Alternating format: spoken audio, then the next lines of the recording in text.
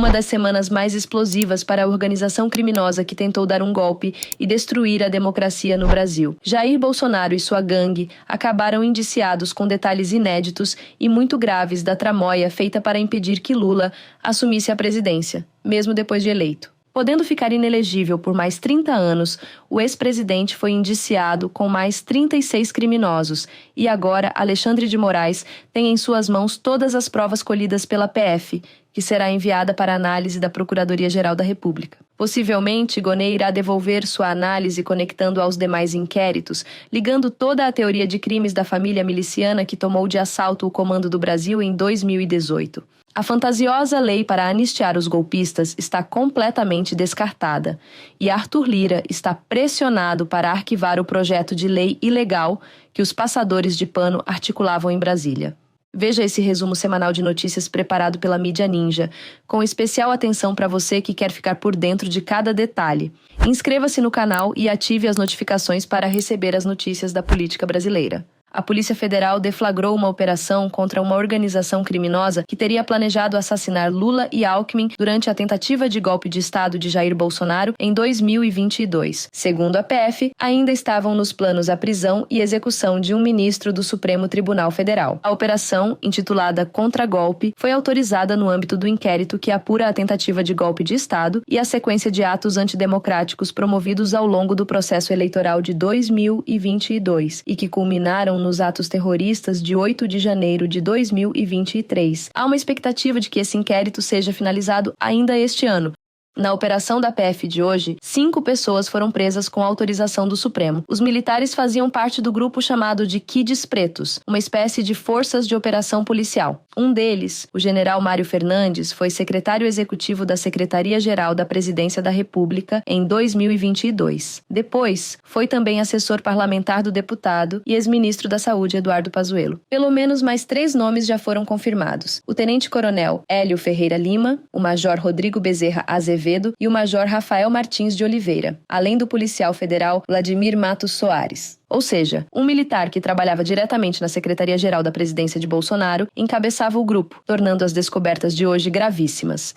E a coisa fica muito mais macabra, pois o plano golpista para matar Lula e Alckmin foi discutido em uma reunião na casa de Braga Neto, ministro da Defesa e ministro-chefe da Casa Civil, que acabou se tornando candidato à vice-presidência na chapa golpista. A reunião aconteceu no mesmo dia da diplomação de Lula. Neste dia, um grande distúrbio causado pelos golpistas se espalhou pelas ruas de Brasília. Colocaram fogo na Polícia Federal em diversos carros e Lula ficou emparedado em seu hotel. Para a PF, o general é um dos nomes mais envolvidos na tentativa de golpe de Estado para manter Bolsonaro no poder, apesar da derrota nas eleições, e dificilmente escapa de indiciamento no inquérito que investiga o caso.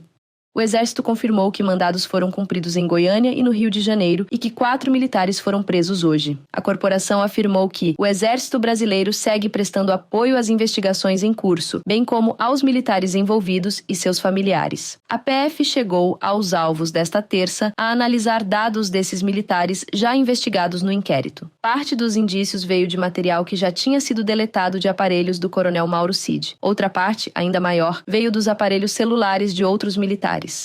Na reunião ministerial convocada por Jair Bolsonaro para arquitetar a interferência que iam causar nas eleições e o plano de dar um golpe caso não tivessem sucesso, aparece o militar preso hoje envolvido no plano para matar Lula e Alckmin.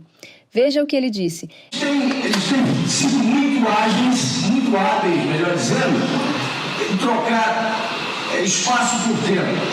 E daqui a pouco nós estamos nas vésperas do primeiro turno. E aí, com a própria pressão internacional, a liberdade de ação do senhor e do governo vai ser bem menor. A população vai começar a acreditar que não, então está tranquilo. Se o governo não tomou uma medida mais radical, está tranquilo. Então, eu acho que, realmente, nós temos que ter um prazo para que isso aconteça e não para que eles raciocinem. Essa reunião aconteceu em julho e é muito importante para entender a engenharia do golpe que Bolsonaro planejava pessoalmente. Esse vídeo foi encontrado no computador de Mauro Cid, braço direito de Jair Bolsonaro. A operação contra-golpe revelou a verdadeira urgência do plano golpista. Mensagens interceptadas mostram a pressa dos militares em tomar o poder. Essa decisão tem que ser tomada urgente. Democrata é o cacete. Vamos agora. A mensagem de um coronel resume o sentimento de muitos envolvidos. O general Mário Fernandes, próximo a Bolsonaro, pressionava por ação imediata. Ele relatou conversas com o próprio Bolsonaro e com Mauro Cid, tentando convencer o então presidente a agir antes da diplomação de Lula. A investigação identificou um núcleo de oficiais de alta patente que atuou para influenciar e incitar o golpe. Entre eles, o almirante Garnier, os generais Nogueira, Braga Neto e Teófilo. Documentos apreendidos durante a operação da Polícia Federal na última terça-feira mencionam o Superior Tribunal Militar e outras instituições como supostos alicerces jurídicos para a tentativa de um golpe. Em nota oficial, o Tribunal Militar negou envolvimento, reafirmando sua função constitucional de julgar apenas crimes militares previstos em lei.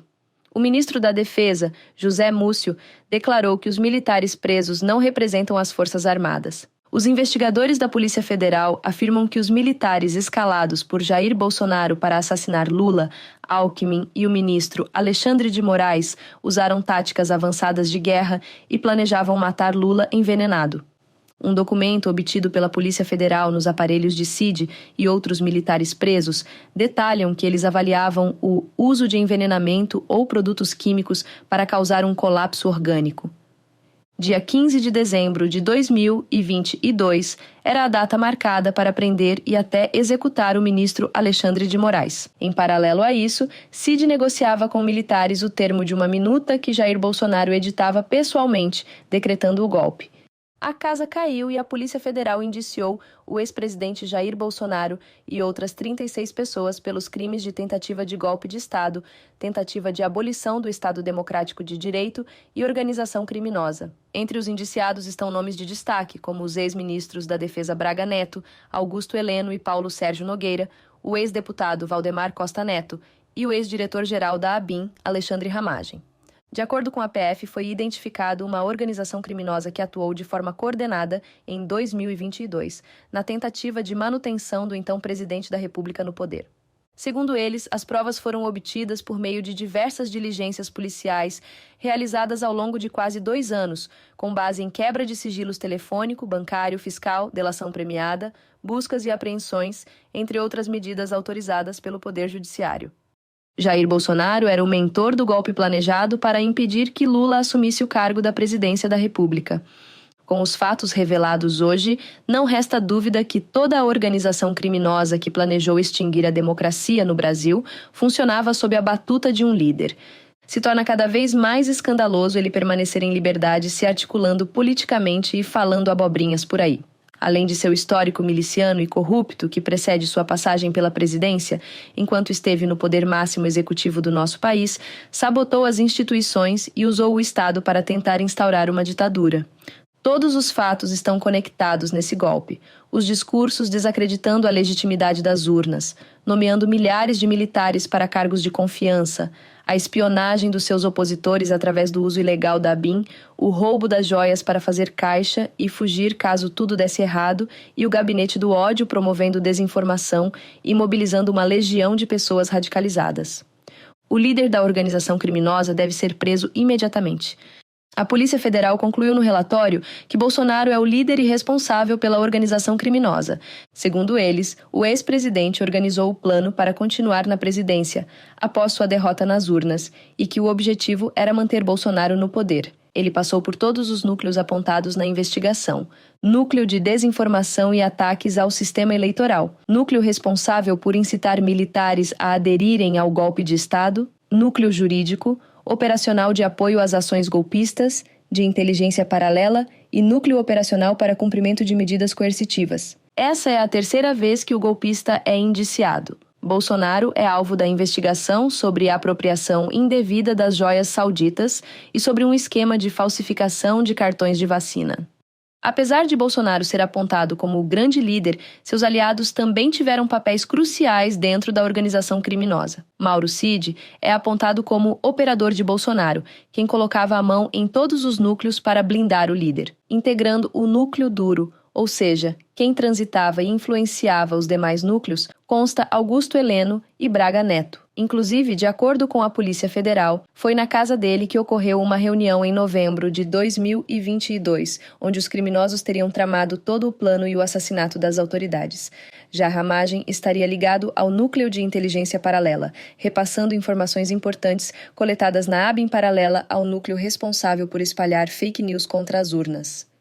Antes da bomba explodir, Mauro Cid até deixou as malas prontas para a cadeia, ciente que poderia sair preso depois da audiência com o ministro Alexandre de Moraes por descumprir o acordo da delação premiada. A PGR queria ele preso novamente por omitir informações sobre Braga Neto e a trama suja envolvendo Lula, mas após 3 horas de depoimento, ele se livrou ao entregar mais informações sobre o ex-ministro da Defesa e provar que não fez parte da reunião onde aconteceu a conspiração sobre a tentativa de golpe. Em setembro do ano passado, Mauro Cid deixou a prisão após fechar o acordo da delação. Ele participou do esquema de fraude dos cartões de vacinação para beneficiar o negacionista Jair Bolsonaro.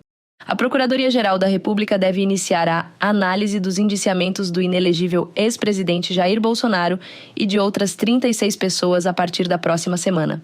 O relatório conclusivo da Polícia Federal já está no gabinete do ministro Alexandre de Moraes. Ele deverá analisar mais de 800 páginas do documento nos próximos dias para enviar ao Procurador-Geral da República, Paulo Gonet, na próxima semana. Gonet, que decidirá sobre a denúncia de Bolsonaro e os demais criminosos investigados pela tentativa de golpe de Estado no Brasil após seu fracasso nas eleições presidenciais de 2022. O inquérito também inclui o plano para assassinar o presidente Lula, o vice Geraldo Alckmin e Moraes. Os ex-ministros Anderson Torres e Braga Neto, o ex-diretor da ABIN Alexandre Ramagem e o ex-ajudante de contas de Bolsonaro, Mauro Cid, estão entre os indiciados.